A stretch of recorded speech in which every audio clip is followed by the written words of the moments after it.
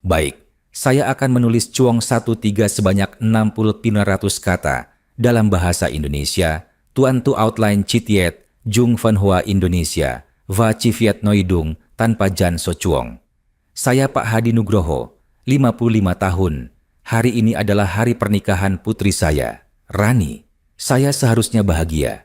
Tapi yang terjadi, dia menampar saya di depan semua tamu. Bapak memalukan, teriaknya keras. Semua mata tertuju pada saya, pegawai negeri golongan terbelah dengan kemeja kusam yang sama sejak 5 tahun lalu. Tapi yang mereka tidak tahu adalah amplop coklat yang saya genggam ini akan mengubah segalanya. Isi amplop ini akan membuat calon suaminya syok, akan membuat mertua saya yang sombong itu menunduk malu. Ini adalah pembalasan termanis yang pernah saya rencanakan. Tunggu sampai Anda mendengar seluruh ceritanya. Nama saya Hadi Nugroho. Saya pegawai negeri sipil, golongan Trils, di kantor kelurahan Kecamatan Pasar Minggu, Jakarta Selatan. Gaji saya pas-pasan, 4,5 juta per bulan setelah dipotong macam-macam. Alhamdulillah cukup untuk makan sehari-hari, bayar kontrakan, dan bayar listrik. Tapi memang tidak bisa beli mobil atau rumah sendiri. Setiap hari, saya naik angkot dari rumah kontrakan di Jalan Ragunan menuju kantor. Pagi jam 5 sudah bangun untuk sholat subuh, terus siap-siap kerja. Pulang sore jam 5, kadang jam 7 kalau ada lembur. Saya hidup sendiri membesarkan Rani setelah istri saya, Bu Dewi, meninggal 10 tahun yang lalu.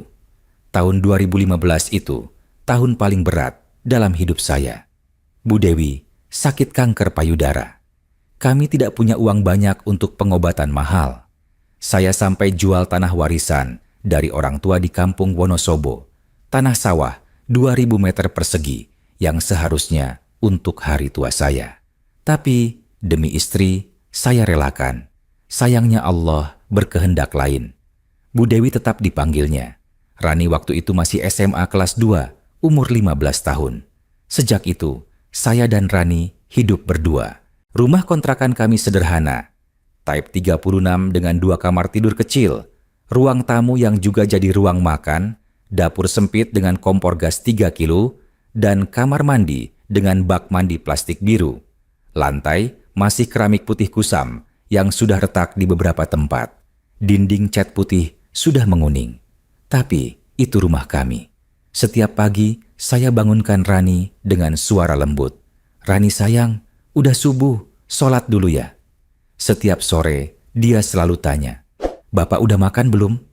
Itu cara kami menunjukkan sayang. Saya berusaha keras untuk Rani bisa sekolah bagus. SMA negeri favorit, terus kuliah S1 ekonomi di Universitas Negeri Jakarta. Saya sampai ambil kredit tanpa agunan untuk uang semester pertama. Gaji PNS memang tidak besar, tapi alhamdulillah stabil. Saya hemat di mana-mana. Makan nasi bungkus 15.000 di warteg, tidak pernah jajan kopi mahal, pakai HP jadul Samsung yang sudah pecah layarnya. Baju kerja? 5 kemeja putih yang saya pakai bergantian. Yang saya pakai hari ini adalah kemeja yang sudah 5 tahun umurnya. Kerah sudah agak kuning, jahitan di lengan mulai longgar, ada bekas noda kopi di bagian saku yang tidak bisa hilang meski sudah dicuci berkali-kali. Tapi saya tidak peduli. Yang penting Rani bisa sekolah sampai lulus sarjana. Dan alhamdulillah Rani lulus dengan IPK 3,6. Dia langsung dapat kerja di Bank Mandiri sebagai Staff Relationship Manager. Gaji pertamanya 7 juta. Saya ingat betul hari dia dapat gaji pertama. Dia pulang ke kontrakan, peluk saya, dan bilang, Bapak, ini 2 juta buat Bapak. Terima kasih sudah berjuang untuk Rani. Saya nangis hari itu. Nangis bahagia karena perjuangan saya tidak sia-sia. Tapi semua berubah 2 tahun lalu. Tahun 2023, Rani kenalan dengan Arif Setiawan di acara gathering kantor. Arif itu anak pengusaha. Bapaknya punya toko emas 3 cabang di Jakarta. 1 di Glodok, 1 di Mangga 2, 1 lagi di Tanah Abang. Ibunya, Ibu Kartika, punya usaha arisan emas dan properti. Keluarga Arif tinggal di rumah 2 lantai di kawasan elit Pondok Indah. Pagar tinggi, carport bisa muat 4 mobil, Ada taman depan dengan rumput hijau yang terawat. Ruang tamu mereka lebih besar dari seluruh rumah kontrakan saya. Pertama kali Rani bawa Arif ke rumah kontrakan, saya sudah lihat tatapan mata cowok itu. Dia lihat sekeliling dengan mata yang, bagaimana ya, meremehkan. Lihat sofa bekas yang saya beli dari pasar Loak. Lihat TV 21 inci yang masih tabung. Lihat dinding yang catnya mengelupas. Tapi dia tetap sopan di depan saya. Assalamualaikum Pak Hadi, saya Arif. Salam tangan dengan saya, duduk di sofa. Saya suguhkan teh manis dan kue kering sisa lebaran. Yang jadi masalah adalah ibunya Arif, Ibu Kartika. Wanita berumur 50 tahun, rambut selalu di-blow di salon mahal, pakai hijab segi 4 bermerek, cincin emas di setiap jari, tas branded, selalu ganti-ganti. Pertama kali dia datang ke kontrakan saya, astaga, saya tidak akan pernah lupa tatapan matanya. Matanya menyapu setiap sudut rumah dengan ekspresi yang jelas, sekali mengatakan, "Apa-apaan tempat ini?" "Oh, jadi ini rumah Rani," katanya sambil duduk di ujung sofa, seolah takut sofanya kotor. Sederhana ya, Pak Hadi. Sederhana dalam bahasa Ibu Kartika, artinya miskin. Iya Bu, kami hidup sederhana. Alhamdulillah cukup, jawab saya sambil tersenyum. Saya sudah biasa dengan tatapan seperti itu. Di kantor juga sering dapat. PNS golongan teri memang sering dipandang sebelah mata. Pak Hadi kerja di mana? Pegawai negeri di kelurahan, Bu. Oh, PNS. Gajinya berapa sekarang?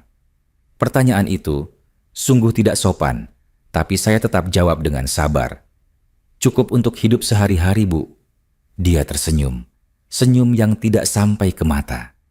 Syukurlah kalau cukup, soalnya Arif itu sudah terbiasa hidup berkecukupan. Saya khawatir kalau Rani tidak bisa menyesuaikan dengan gaya hidup keluarga kami. Maksudnya dia apa? Apakah dia bilang anak saya tidak layak untuk anaknya? Tapi saya diam saja. Saya ingat nasihat Bu Dewi dulu. Kalau ada orang tidak enak, kita diam saja. Allah yang balas. Sejak hari itu, hubungan saya dengan keluarga Arif, terutama Ibu Kartika, mulai tidak nyaman. Setiap kali ada acara keluarga besar mereka, saya selalu dapat perlakuan berbeda. Mereka undang saya, tapi dengan cara yang membuat saya merasa seperti tamu yang tidak diinginkan. Contohnya, waktu acara lamaran resmi di rumah mereka 3 bulan lalu. Itu pertama kalinya saya datang ke rumah mewah Ibu Kartika. Saya datang naik angkot, terus jalan kaki dari halte terdekat.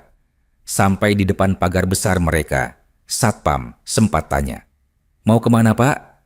Dengan nada curiga, seolah saya tukang jualan atau pengemis. "Mau ke rumah Bu Kartika, ada acara lamaran." "Oh, Bapak keluarga mempelai ya? Tunggu ya, saya konfirmasi dulu." Saya menunggu di depan pagar selama 10 menit sampai diizinkan masuk. Masuk ke ruang tamu yang sangat besar. Lantai marmer mengkilap, sofa kulit berwarna krem, lukisan besar di dinding, lampu kristal besar menggantung di plafon. Semua keluarga besar Arif sudah duduk rapi. Om, Tante, Pakde, Bude, semuanya pakai baju bagus. Batik sutra, kebaya brokat, baju koko premium. Sedangkan saya, kemeja putih kusam yang sama, celana hitam yang sudah melar, sepatu pantofel yang solnya mulai menipis. "Pak Hadi, silakan duduk," kata Ibu Kartika sambil menunjuk kursi di pojok, paling jauh dari pelaminan sederhana yang mereka buat. "Duduk di sana saja ya, biar pas foto nanti tidak menghalangi." Tidak menghalangi atau memalukan? Saya duduk di kursi pojok itu sendiri. Rani duduk di depan bersama Arif. Saya lihat dia sesekali menoleh ke saya dengan tatapan yang bingung campur malu. Ya, anak saya malu dengan saya, dengan bapaknya sendiri.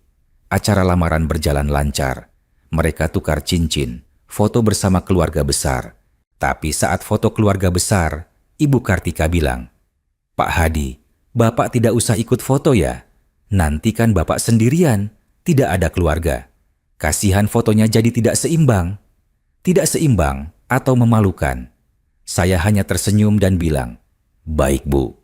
Rani tidak membela saya. Dia diam saja. Arif juga diam. Mereka semua diam, sementara saya duduk sendirian di kursi pojok, menonton mereka foto bersama dengan senyum lebar. Setelah acara selesai, saya pamit pulang duluan. Naik angkot lagi, sendirian, hati saya berat sekali. Di angkot yang penuh sesak itu, saya menangis dalam hati. Ya Allah, kenapa saya harus diperlakukan seperti ini? Apa salah saya? Salah saya karena miskin. Karena cuman PNS golongan 3. Karena tidak punya mobil mewah dan rumah besar. Tapi saya ingat nasihat Bu Dewi lagi. Sabar Pak, Allah selalu bersama orang yang sabar. Jadi saya sabar. Minggu-minggu berlalu. Persiapan pernikahan berjalan. Rani semakin sibuk dengan urusan gedung, catering, dekorasi, undangan. Semua diatur oleh Ibu Kartika. Saya hanya diminta setuju saja, tidak pernah ditanya pendapat. Pak Hadi gimana? Tidak pernah ada pertanyaan itu. Yang paling menyakitkan adalah 2 minggu sebelum hari H. Hari Minggu sore, Rani datang ke kontrakan. Dia duduk di sofa, wajahnya serius. Saya sedang masak nasi goreng untuk makan malam kami. Menu favorit dulu, waktu dia masih SMA. Rani mau makan nasi goreng? Bapak lagi masak nih? Bapak, kita perlu bicara, katanya dengan nada serius. Saya matikan kompor, duduk di sebelahnya. Ada apa nak? Dia keluarkan amplop putih dari tasnya. Amplop tebal. Ini 5 juta. Buat bapak beli baju baru untuk acara pernikahan. Saya diam. Lihat amplop itu. Lihat wajah anak saya. Bapak, tolong ya. Beli baju yang bagus. Kemeja yang baru. Celana yang baru. Sepatu yang bagus. Jangan pakai baju kusam lagi. Keluarga Arif itu, mereka orang-orang penting. Banyak tamu undangan dari kalangan atas. Fotografer profesional. Aku mohon Pak, jangan buat aku malu. Jangan buat aku malu. 5 kata itu seperti pisau yang ditusukkan langsung ke jantung saya. Anak saya sendiri bilang saya memalukan. Anak yang saya besarkan sendirian.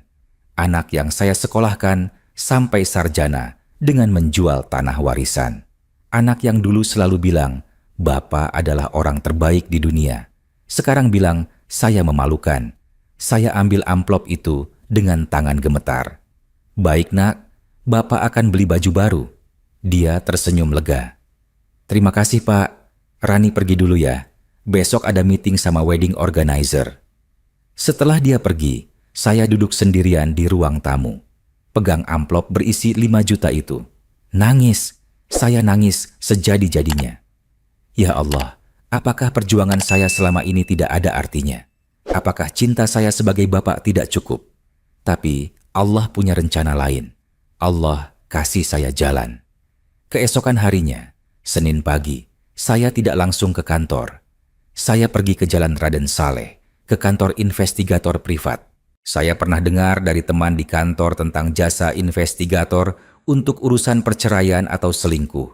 Kantornya di lantai 3, sebuah ruko tua. Selamat pagi Pak. Ada yang bisa saya bantu? Tanya resepsionis, perempuan muda dengan kacamata tebal. Saya ingin minta tolong investigasi seseorang, kata saya pelan. Investigasi untuk apa Pak? Masalah perceraian? Bukan, saya ingin investigasi calon suami anak saya. Saya ada firasat tidak enak. Firasat itu datang sejak awal sebenarnya. Arif terlalu sempurna, terlalu baik. Anak orang kaya yang mau dengan anak PNS miskin, keluarga pengusaha emas yang mau dengan keluarga kontrakan, ada yang tidak pas.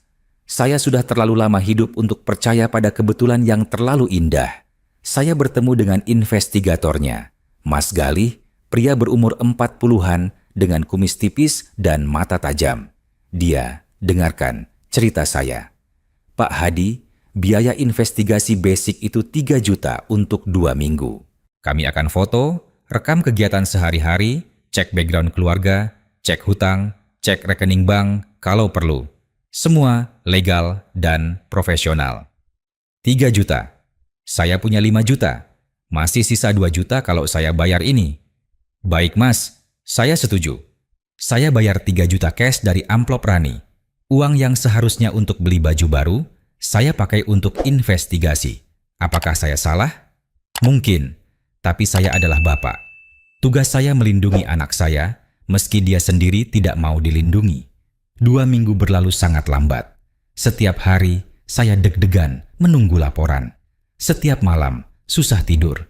Rani tidak curiga, karena dia sibuk dengan urusan pernikahan.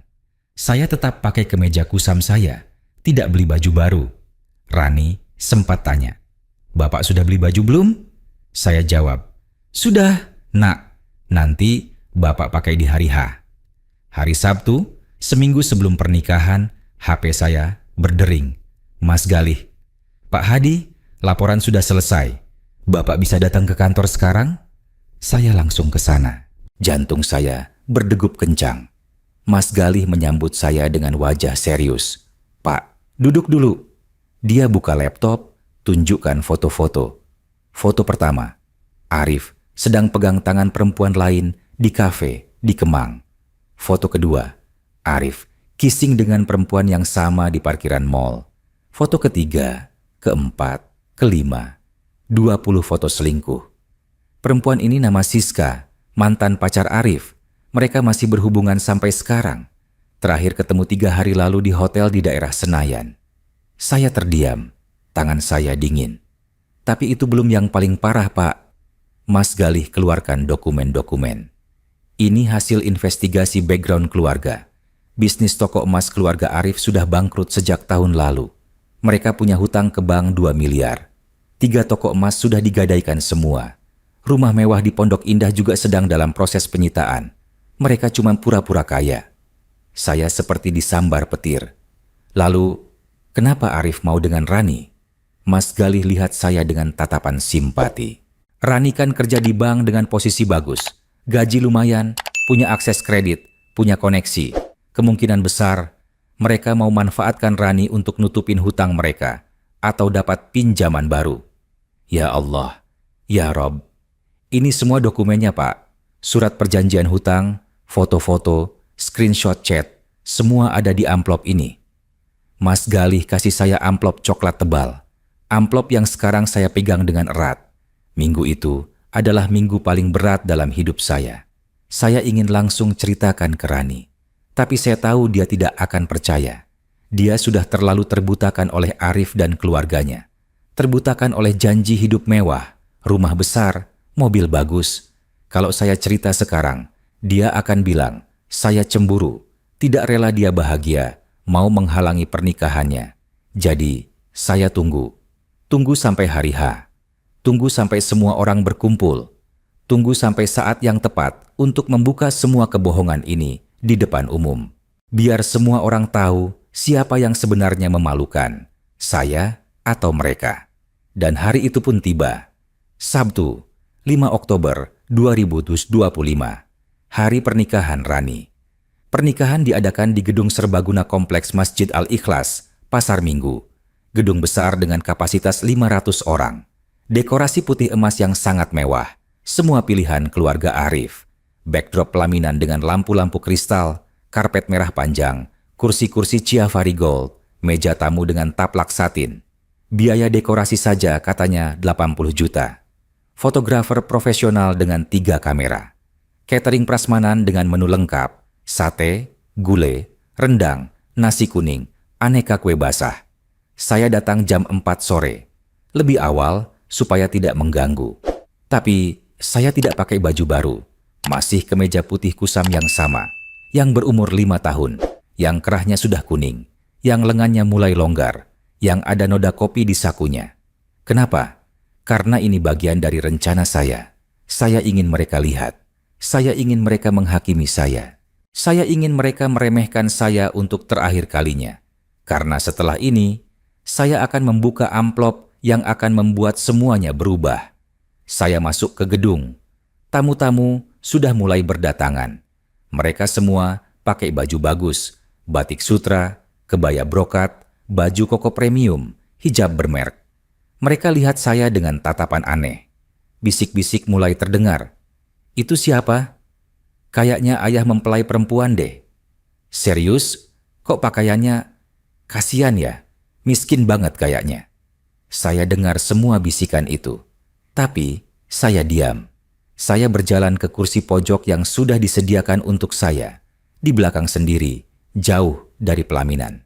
Bahkan, di hari pernikahan anak saya sendiri, saya tetap dikasih kursi pojok. Jam 5 sore, acara akad nikah dimulai. Penghulu membacakan ijab kabul. Arif menjawab dengan lancar. Saya terima nikahnya, Rani binti Hadi, dengan mas kawin seperangkat alat sholat dan uang 17.845.000 rupiah tunai. 17,8,45, angka tanggal kemerdekaan Indonesia. Angka yang bagus, katanya. Tapi, mas kawin ini juga bagian dari pertunjukan kemewahan mereka yang palsu. Setelah akad selesai, Rani dan Arif duduk di pelaminan. Keluarga besar Arif foto bersama. Om, tante, sepupu, semua berfoto dengan bahagia. Ibu Kartika tersenyum lebar, pakai kebaya brokat ungu dengan bros berlian besar. Cincin emasnya berkilau di lampu kristal. Saya duduk sendirian di kursi pojok. Tidak ada yang ajak foto, tidak ada yang peduli.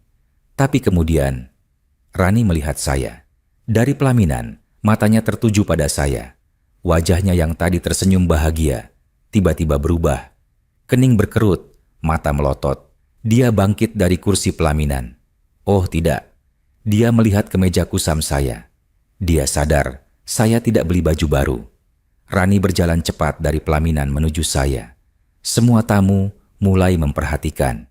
Musik dangdut koplo sayang dari Nela Karisma yang sedang diputar tiba-tiba terasa sangat keras di telinga saya. Rani sudah di depan saya. Wajahnya merah, tangannya mengepal. "Bapak!" Bisiknya keras, tapi semua orang di sekitar sudah bisa dengar. "Apa-apaan ini?" "Ada apa, Nak?" tanya saya dengan tenang. "Kemeja itu, kemeja kusam itu lagi. Saya sudah kasih uang 5 juta. Kenapa Bapak tidak beli baju baru?" Tamu-tamu mulai berhenti makan. Musik terasa mengganggu. Arif turun dari pelaminan, mendekati kami. Ibu Kartika juga. Semua mata tertuju pada kami. "Saya sudah pakai uang itu untuk hal lain, Nak," jawab saya pelan. "Untuk apa?" "Untuk apa Bapak pakai uang itu?" Suaranya mulai tinggi. "Untuk..." "Bapak tahu nggak sih?" teriak Rani. Semua tamu benar-benar terdiam sekarang. Bahkan musik dimatikan. "Ini pernikahan aku. Pernikahan penting dalam hidup aku. Kenapa Bapak harus memalukan aku seperti ini?" "Memalukan," kata itu lagi. "Rani, keluarga Arif semua hadir. Tamu-tamu penting semua datang. Fotografer profesional lagi foto. Dan Bapak datang dengan kemeja kusam itu. Bapak pikir aku tidak malu? Bapak pikir orang-orang tidak lihat? Semua orang lihat, Pak. Dan mereka semua tahu Bapak aku miskin." Air mata Rani mulai keluar. Tapi bukan air mata sedih, air mata marah, malu. "Rani, tenang dulu," kata Arif sambil memegang bahu Rani. Tapi matanya menatap saya dengan tatapan yang jelas, mengatakan, "Dasar Bapak memalukan." Ibu Kartika berdiri di belakang mereka, dengan senyum tipis di bibirnya. Senyum puas, seolah semua ini adalah konfirmasi bahwa dia benar. Saya memang memalukan. "Bapak," Rani masih menangis. "Kenapa Bapak buat aku malu?" Dan tiba-tiba, plak, tangan Rani melayang, menampar pipi saya. Keras, pipi saya panas, telinga saya berdenging. Semua tamu terkesiap. Ada yang tutup mulut syok, ada yang langsung bisik-bisik keras. Fotografer bahkan sempat foto momen itu. Saya berdiri diam, pipi saya masih panas, tapi hati saya lebih sakit dari pipi yang ditampar. Anak saya, anak kandung saya, baru saja menampar saya di depan 300 tamu di hari pernikahannya. Tapi ini adalah momen yang saya tunggu. Ini adalah klimaks dari semua rencana saya.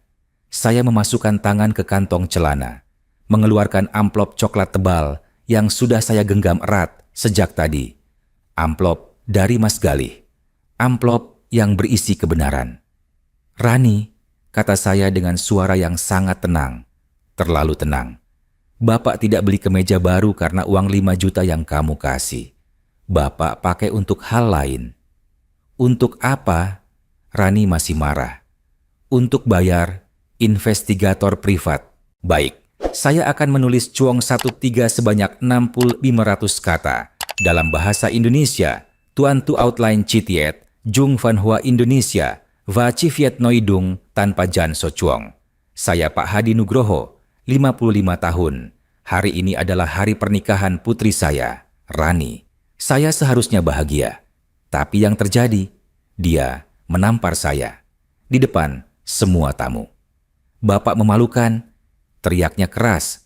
Semua mata tertuju pada saya, pegawai negeri golongan tri, dengan kemeja kusam yang sama sejak 5 tahun lalu. Tapi yang mereka tidak tahu adalah amplop coklat yang saya genggam ini akan mengubah segalanya. Isi amplop ini akan membuat calon suaminya syok, akan membuat mertua saya yang sombong itu menunduk malu. Ini adalah pembalasan termanis yang pernah saya rencanakan. Tunggu sampai Anda mendengar seluruh ceritanya. Nama saya Hadi Nugroho. Saya pegawai negeri sipil, golongan tri, di kantor kelurahan Kecamatan Pasar Minggu, Jakarta Selatan. Gaji saya pas-pasan, 4,5 juta per bulan setelah dipotong macam-macam. Alhamdulillah cukup untuk makan sehari-hari, bayar kontrakan, dan bayar listrik. Tapi memang tidak bisa beli mobil atau rumah sendiri. Setiap hari, saya naik angkot dari rumah kontrakan di Jalan Ragunan menuju kantor. Pagi jam 5 sudah bangun untuk sholat subuh, terus siap-siap kerja. Pulang sore jam 5, kadang jam 7, kalau ada lembur. Saya hidup sendiri membesarkan Rani setelah istri saya, Bu Dewi, meninggal 10 tahun yang lalu. Tahun 2015 itu tahun paling berat dalam hidup saya. Bu Dewi sakit kanker payudara. Kami tidak punya uang banyak untuk pengobatan mahal. Saya sampai jual tanah warisan dari orang tua di kampung Wonosobo, tanah sawah 2000 meter persegi yang seharusnya untuk hari tua saya. Tapi demi istri, saya relakan. Sayangnya Allah berkehendak lain. Bu Dewi tetap dipanggilnya. Rani waktu itu masih SMA kelas 2, umur 15 tahun. Sejak itu, saya dan Rani hidup berdua. Rumah kontrakan kami sederhana. Type 36 dengan 2 kamar tidur kecil, ruang tamu yang juga jadi ruang makan, dapur sempit dengan kompor gas 3 kilo, dan kamar mandi dengan bak mandi plastik biru. Lantai masih keramik putih kusam yang sudah retak di beberapa tempat. Dinding cat putih sudah menguning. Tapi itu rumah kami. Setiap pagi, saya bangunkan Rani dengan suara lembut. Rani sayang, udah subuh, sholat dulu ya. Setiap sore, dia selalu tanya, Bapak udah makan belum? Itu cara kami menunjukkan sayang. Saya berusaha keras untuk Rani bisa sekolah bagus. SMA negeri favorit, terus kuliah S1 ekonomi di Universitas Negeri Jakarta. Saya sampai ambil kredit tanpa agunan untuk uang semester pertama. Gaji PNS memang tidak besar, tapi alhamdulillah stabil. Saya hemat di mana-mana. Makan nasi bungkus 15.000 di warteg, tidak pernah jajan kopi mahal, pakai HP jadul Samsung yang sudah pecah layarnya. Baju kerja? 5 kemeja putih yang saya pakai bergantian. Yang saya pakai hari ini adalah kemeja yang sudah 5 tahun umurnya. Kerah sudah agak kuning, jahitan di lengan mulai longgar, ada bekas noda kopi di bagian saku yang tidak bisa hilang meski sudah dicuci berkali-kali. Tapi saya tidak peduli. Yang penting Rani bisa sekolah sampai lulus sarjana. Dan alhamdulillah Rani lulus dengan IPK 3,6. Dia langsung dapat kerja di Bank Mandiri sebagai Staff Relationship Manager. Gaji pertamanya 7 juta. Saya ingat betul hari dia dapat gaji pertama. Dia pulang ke kontrakan, peluk saya, dan bilang, Bapak, ini 2 juta buat Bapak. Terima kasih sudah berjuang untuk Rani. Saya nangis hari itu. Nangis bahagia karena perjuangan saya tidak sia-sia. Tapi semua berubah 2 tahun lalu. Tahun 2023, Rani kenalan dengan Arif Setiawan di acara gathering kantor. Arif itu anak pengusaha. Bapaknya punya toko emas 3 cabang di Jakarta. 1 di Glodok, 1 di Mangga 2, 1 lagi di Tanah Abang. Ibunya, Ibu Kartika, punya usaha arisan emas dan properti. Keluarga Arif tinggal di rumah 2 lantai di kawasan elit Pondok Indah. Pagar tinggi, carport bisa muat 4 mobil. Ada taman depan dengan rumput hijau yang terawat. Ruang tamu mereka lebih besar dari seluruh rumah kontrakan saya. Pertama kali Rani bawa Arif ke rumah kontrakan, saya sudah lihat tatapan mata cowok itu. Dia lihat sekeliling dengan mata yang, bagaimana ya, meremehkan. Lihat sofa bekas yang saya beli dari pasar Loak. Lihat TV 21 inci yang masih tabung. Lihat dinding yang catnya mengelupas. Tapi dia tetap sopan di depan saya. Assalamualaikum Pak Hadi, saya Arif. Salam tangan dengan saya. Duduk di sofa, saya suguhkan teh manis dan kue kering sisa lebaran. Yang jadi masalah adalah ibunya Arif, Ibu Kartika. Wanita berumur 50 tahun, rambut selalu di-blow di salon mahal. Pakai hijab segi 4 bermerk, cincin emas di setiap jari, tas branded, selalu ganti-ganti. Pertama kali dia datang ke kontrakan saya. Astaga, saya tidak akan pernah lupa tatapan matanya. Matanya menyapu setiap sudut rumah dengan ekspresi yang jelas, sekali mengatakan, "Apa-apaan tempat ini?" "Oh, jadi ini rumah Rani," katanya sambil duduk di ujung sofa, seolah takut sofanya kotor. Sederhana ya Pak Hadi. Sederhana dalam bahasa Ibu Kartika, artinya miskin. "Iya Bu, kami hidup sederhana. Alhamdulillah cukup," jawab saya sambil tersenyum. Saya sudah biasa dengan tatapan seperti itu. Di kantor juga sering dapat. PNS golongan tri memang sering dipandang sebelah mata. Pak Hadi kerja di mana?" "Pegawai negeri di kelurahan, Bu." "Oh, PNS. Gajinya berapa sekarang?" Pertanyaan itu sungguh tidak sopan, tapi saya tetap jawab dengan sabar. "Cukup untuk hidup sehari-hari, Bu." Dia tersenyum. Senyum yang tidak sampai ke mata. Syukurlah kalau cukup. Soalnya Arif itu sudah terbiasa hidup berkecukupan. Saya khawatir kalau Rani tidak bisa menyesuaikan dengan gaya hidup keluarga kami. Maksudnya dia apa?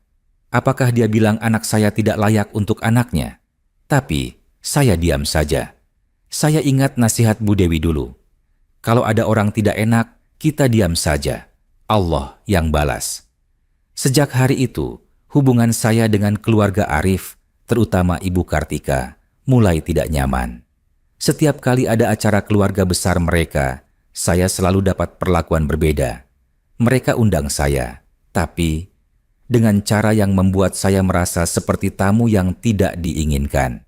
Contohnya, waktu acara lamaran resmi di rumah mereka 3 bulan lalu. Itu pertama kalinya saya datang ke rumah mewah Ibu Kartika. Saya datang naik angkot, terus jalan kaki dari halte terdekat. Sampai di depan pagar besar mereka, satpam sempat tanya, "Mau kemana Pak?" Dengan nada curiga, seolah saya tukang jualan atau pengemis. "Mau ke rumah Bu Kartika. Ada acara lamaran." "Oh, Bapak keluarga mempelai ya? Tunggu ya, saya konfirmasi dulu." Saya menunggu di depan pagar selama 10 menit sampai diizinkan masuk. Masuk ke ruang tamu yang sangat besar.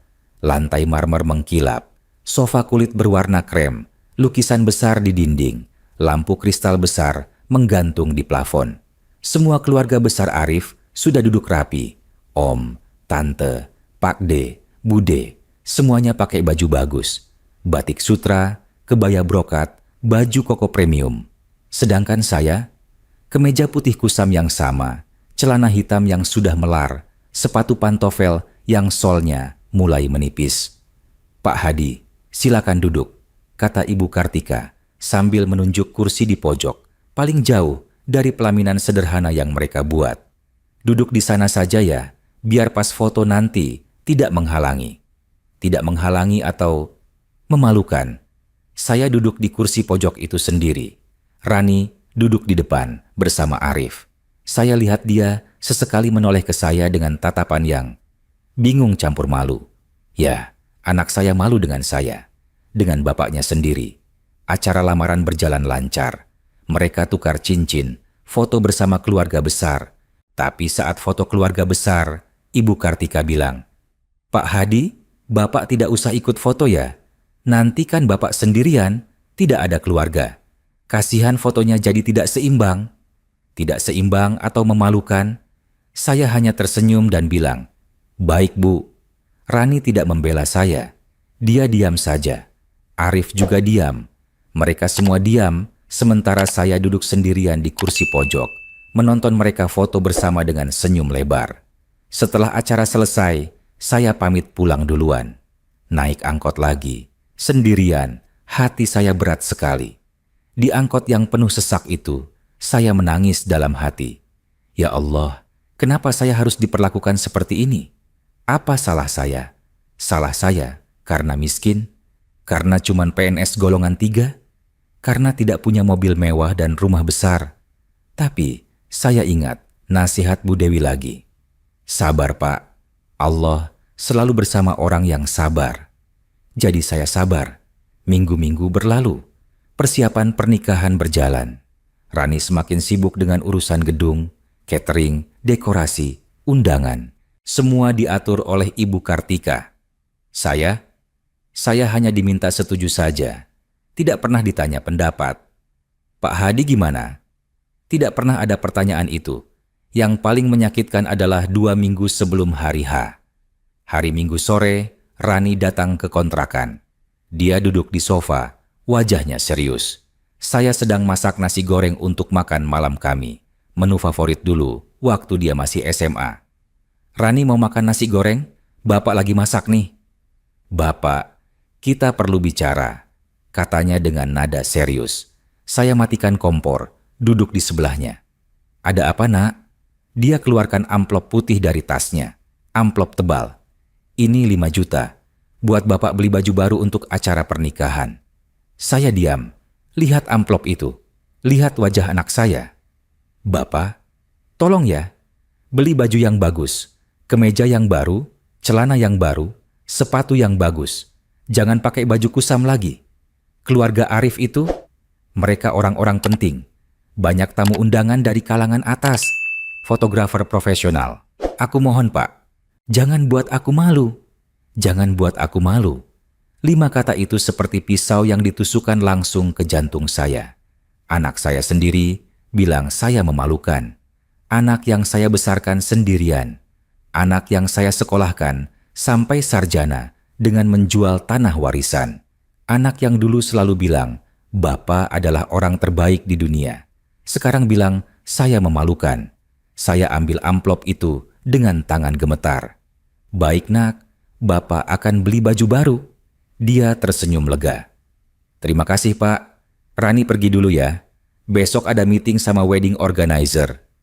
Setelah dia pergi, saya duduk sendirian di ruang tamu. Pegang amplop berisi 5 juta itu. Nangis. Saya nangis sejadi-jadinya.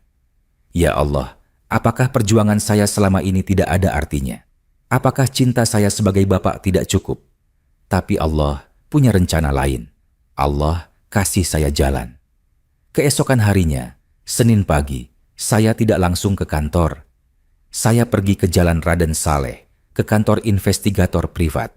Saya pernah dengar dari teman di kantor tentang jasa investigator untuk urusan perceraian atau selingkuh. Kantornya di lantai 3, sebuah ruko tua. Selamat pagi Pak, ada yang bisa saya bantu? Tanya resepsionis, perempuan muda dengan kacamata tebal. Saya ingin minta tolong investigasi seseorang, kata saya pelan. Investigasi untuk apa Pak? Masalah perceraian? Bukan, saya ingin investigasi calon suami anak saya. Saya ada firasat tidak enak. Firasat itu datang sejak awal sebenarnya. Arif terlalu sempurna, terlalu baik. Anak orang kaya yang mau dengan anak PNS miskin? Keluarga pengusaha emas yang mau dengan keluarga kontrakan? Ada yang tidak pas. Saya sudah terlalu lama hidup untuk percaya pada kebetulan yang terlalu indah. Saya bertemu dengan investigatornya, Mas Galih, pria berumur 40-an dengan kumis tipis dan mata tajam. Dia dengarkan cerita saya. Pak Hadi, biaya investigasi basic itu 3 juta untuk 2 minggu. Kami akan foto, rekam kegiatan sehari-hari, cek background keluarga, cek hutang, cek rekening bank kalau perlu. Semua legal dan profesional. 3 juta. Saya punya 5 juta. Masih sisa 2 juta kalau saya bayar ini. Baik mas, Saya setuju. Saya bayar 3 juta cash dari amplop Rani. Uang yang seharusnya untuk beli baju baru, saya pakai untuk investigasi. Apakah saya salah? Mungkin. Tapi saya adalah bapak. Tugas saya melindungi anak saya, meski dia sendiri tidak mau dilindungi. 2 minggu berlalu sangat lambat. Setiap hari, saya deg-degan menunggu laporan. Setiap malam, susah tidur. Rani tidak curiga karena dia sibuk dengan urusan pernikahan. Saya tetap pakai kemeja kusam saya, tidak beli baju baru. Rani sempat tanya, "Bapak sudah beli baju belum?" Saya jawab, "Sudah, Nak. Nanti Bapak pakai di hari H." Hari Sabtu, seminggu sebelum pernikahan, HP saya berdering. "Mas Galih, Pak Hadi, laporan sudah selesai. Bapak bisa datang ke kantor sekarang?" Saya langsung ke sana. Jantung saya berdegup kencang. Mas Galih menyambut saya dengan wajah serius. "Pak, duduk dulu." Dia buka laptop, tunjukkan foto-foto. Foto pertama, Arif sedang pegang tangan perempuan lain di kafe di Kemang. Foto kedua, Arif kissing dengan perempuan yang sama di parkiran mall. Foto ketiga, keempat, kelima, 20 foto selingkuh. Perempuan ini nama Siska, mantan pacar Arif. Mereka masih berhubungan sampai sekarang. Terakhir ketemu 3 hari lalu di hotel di daerah Senayan. Saya terdiam, tangan saya dingin. Tapi itu belum yang paling parah, Pak. Mas Galih keluarkan dokumen-dokumen. Ini hasil investigasi background keluarga. Bisnis toko emas keluarga Arif sudah bangkrut sejak tahun lalu. Mereka punya hutang ke bank 2 miliar. 3 toko emas sudah digadaikan semua. Rumah mewah di Pondok Indah juga sedang dalam proses penyitaan. Mereka cuma pura-pura kaya. Saya seperti disambar petir. Lalu, kenapa Arif mau dengan Rani? Mas Galih lihat saya dengan tatapan simpati. Rani kan kerja di bank dengan posisi bagus, gaji lumayan, punya akses kredit, punya koneksi. Kemungkinan besar, mereka mau manfaatkan Rani untuk nutupin hutang mereka atau dapat pinjaman baru. Ya Allah, ya Rob, ini semua dokumennya, Pak. Surat perjanjian hutang, foto-foto, screenshot chat, semua ada di amplop ini. Mas Galih kasih saya amplop coklat tebal.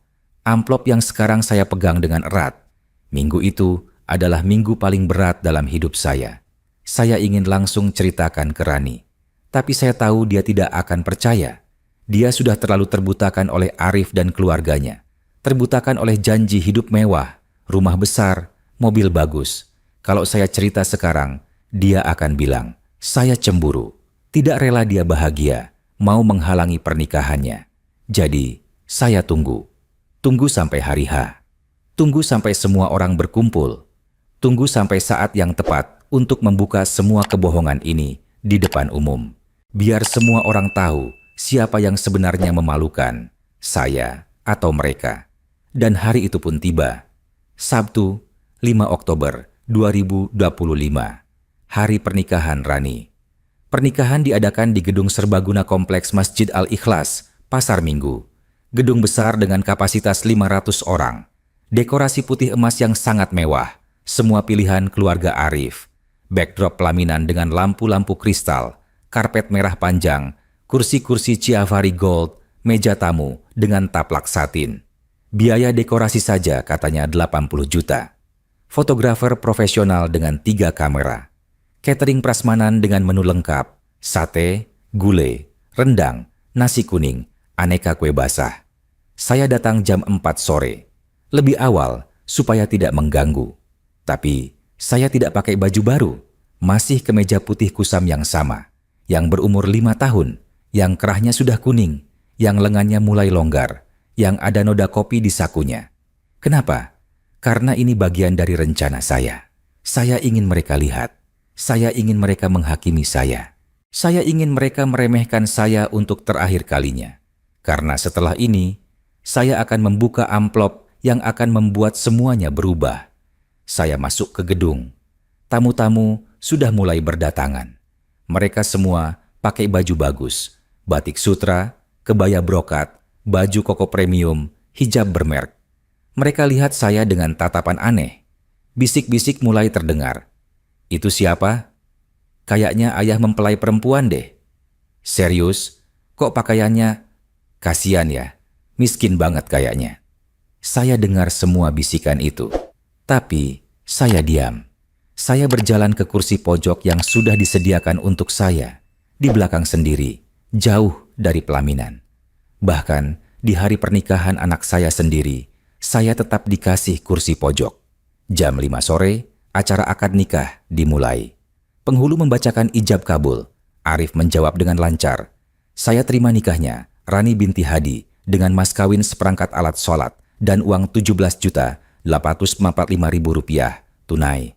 17,8 Tap 5, angka tanggal kemerdekaan Indonesia. Angka yang bagus, katanya. Tapi, mas kawin ini juga bagian dari pertunjukan kemewahan mereka yang palsu. Setelah akad selesai, Rani dan Arif duduk di pelaminan.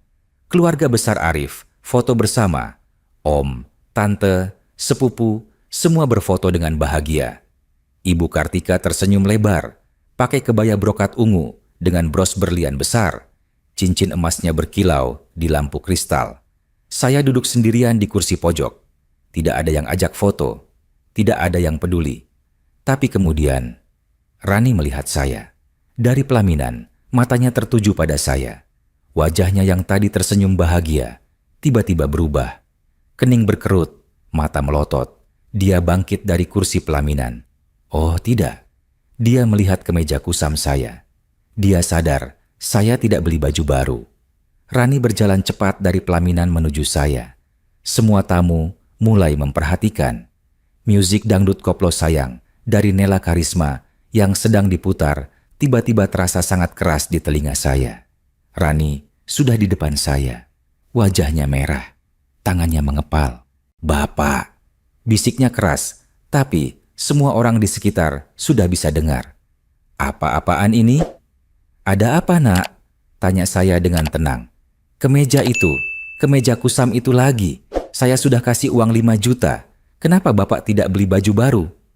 Tamu-tamu mulai berhenti makan. Musik terasa mengganggu. Arif turun dari pelaminan, mendekati kami. Ibu Kartika juga. Semua mata tertuju pada kami. "Saya sudah pakai uang itu untuk hal lain, Nak," jawab saya pelan. "Untuk apa? Untuk apa Bapak pakai uang itu?" Suaranya mulai tinggi. "Untuk..." "Bapak tahu nggak sih?" teriak Rani. Semua tamu benar-benar terdiam sekarang. Bahkan musik dimatikan. "Ini pernikahan aku. Pernikahan penting dalam hidup aku. Kenapa Bapak harus memalukan aku seperti ini?" "Memalukan," kata itu lagi. "Rani, keluarga Arif semua hadir. Tamu-tamu penting semua datang. Fotografer profesional lagi foto. Dan Bapak datang dengan kemeja kusam itu. Bapak pikir aku tidak malu? Bapak pikir orang-orang tidak lihat? Semua orang lihat, Pak. Dan mereka semua tahu Bapak aku miskin." Air mata Rani mulai keluar.